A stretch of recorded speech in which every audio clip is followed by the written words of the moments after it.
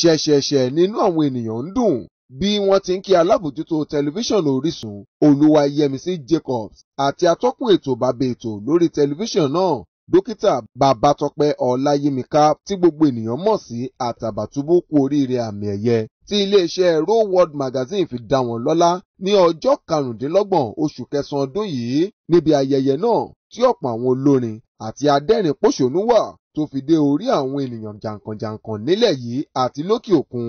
Olórí Ọba Adéyẹmí Aláàfin pẹ̀lú wà níbi ayẹyẹ ọ̀hún àti àwọn olólùfẹ́ pẹ̀lú àwọn atọ́kùn lórí tẹlifíṣàn Orísun. Ọjọ́ eré, ọjọ́ àwàdà, ọjọ́ ìdùnnú àti ẹ̀rín kéékèé ẹ gbọ́ díẹ̀ níbẹ̀. Ètò yẹn kó sọ owó ẹ̀sìn ní owó ẹ̀rọ àbẹ̀ wọ́n náà fi sọ nígbà tó fẹ́ pọ́n ẹ̀sùn ìdílé òkè. Wọ́n fẹ́ kí gbogbo ayé mọ̀ fẹ́ sóde ìgbà tó ta.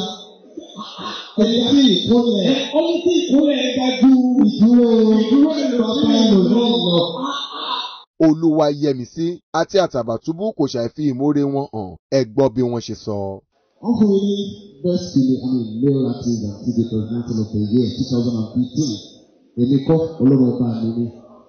Of course I'm dedicating this award to torí pé ó jẹ́ nǹkan méjì ló papọ̀.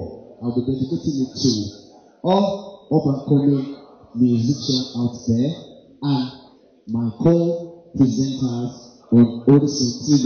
This is for us.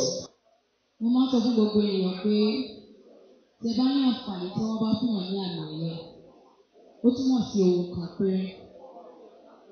Ó túmọ̀ sí pé iṣẹ́ tó ń ṣe gbogbo ènìyàn ń lò wọ́n sì wárìrì fún iṣẹ́ náà. O lè má gbà ní ẹ̀yẹ fún ọdún 5 àbí 6 ṣùgbọ́n ìjọ tí Ọlọ́run bá gbà fún ọ gbogbo ènìyàn máa gbà fún ọ. Àwọn ènìyàn ló wà lẹ́yìn mi nítorí pé wọ́n gbà fún mi torí pé Ọlọ́run gbà fún mi.